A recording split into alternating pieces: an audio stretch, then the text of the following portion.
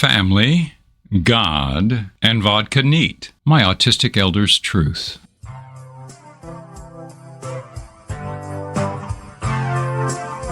She gathers reports from her children, this year's fugue and pedal point.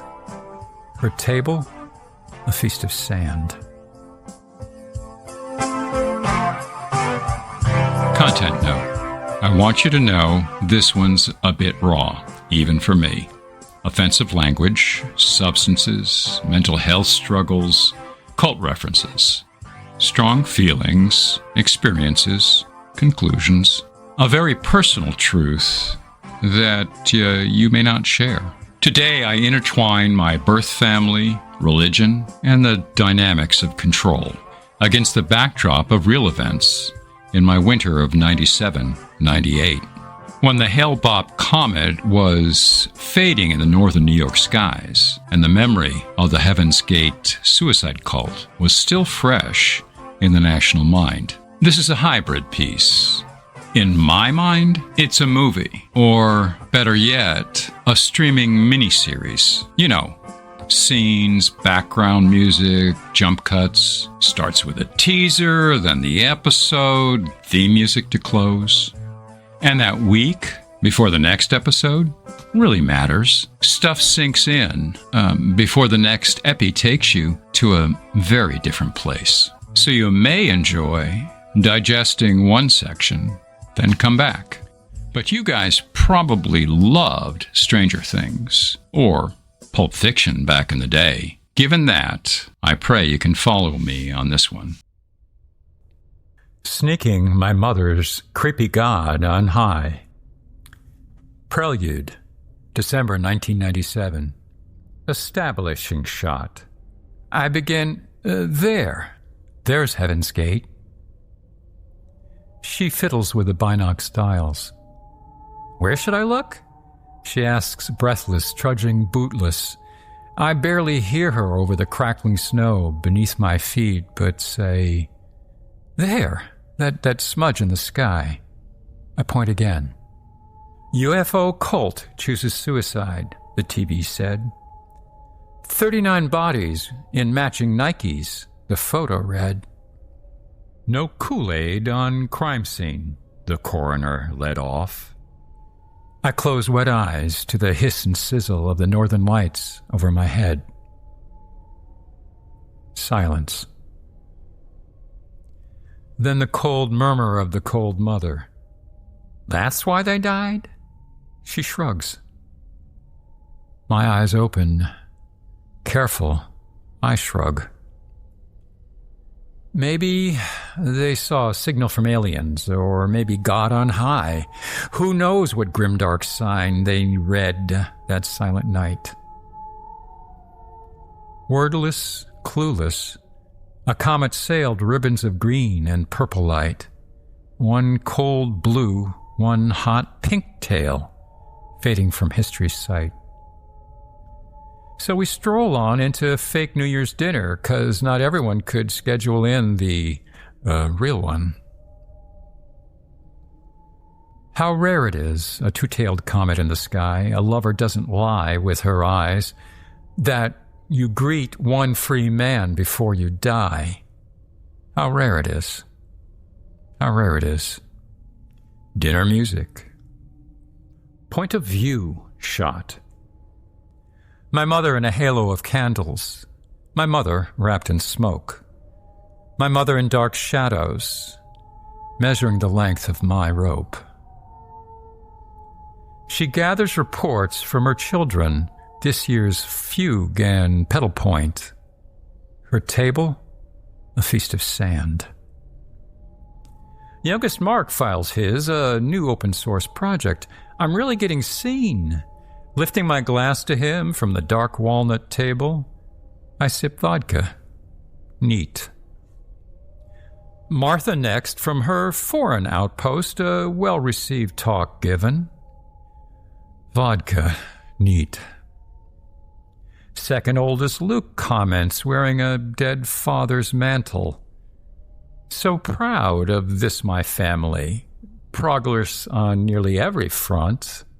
John, you seem, well, better, strangely.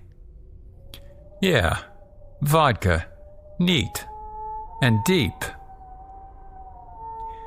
Mary reports a year in faith. Jesus gave her home. Jesus gave her kids. Jesus gave her strength. Alone. I close my eyes in frustration, see only those twin tails sailing in that dark. No wine, no wafer, just vodka, neat. The broken mother nods, waves a weary hand at each, then turns to me, product of her first postpartum, eldest stranger at her table. She faintly smiles. John? This last invited autist, drunk to a numb survival, starts slow and slurred. You know, never believed in heroes. Those guys and their comet, they did. I hear hands tense, casual wear shift and rustle. Eyes crinkle and narrow, familiar family sounds. My runaway train picks up steam, plunging on and into a dark tangential tunnel.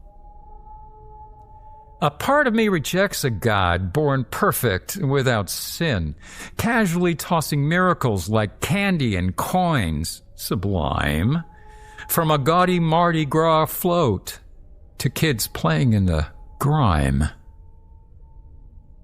I gulp a breath. Silence.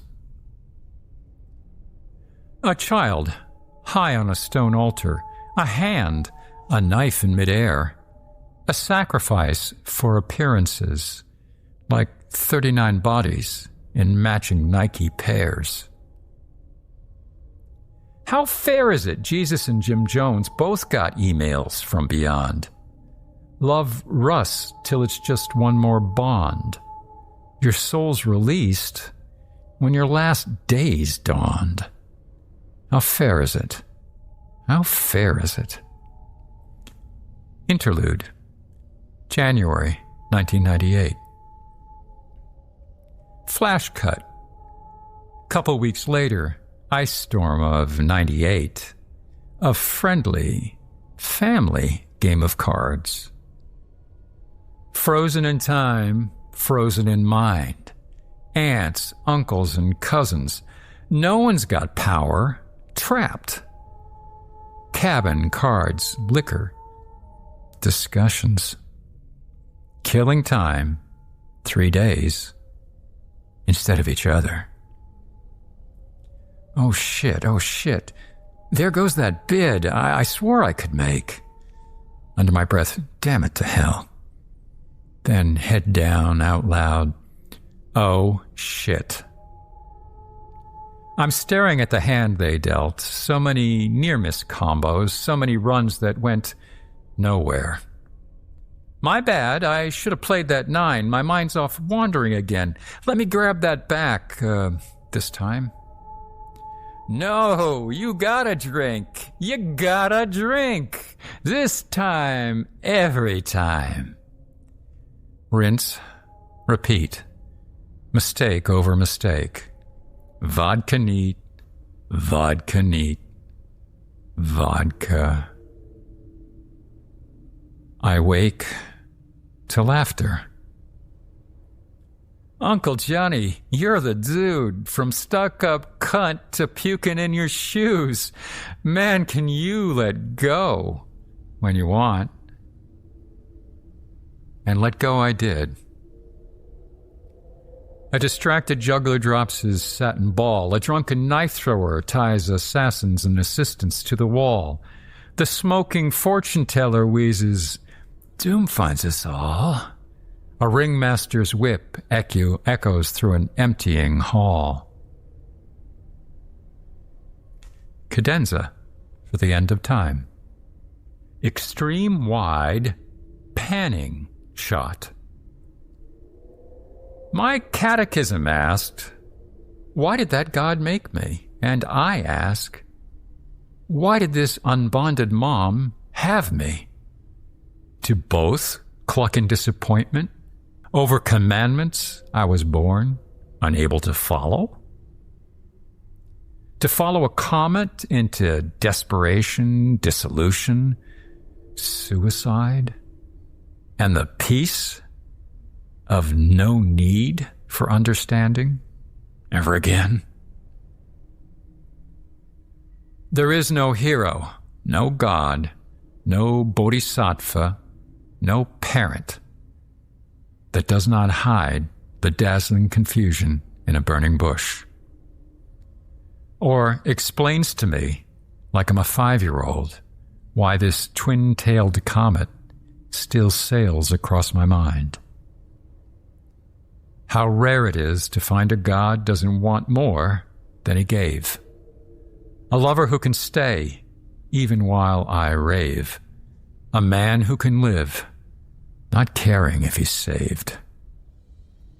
How rare it is. How rare it is. Whoa. It's been 8 weeks since I could face the damn mic.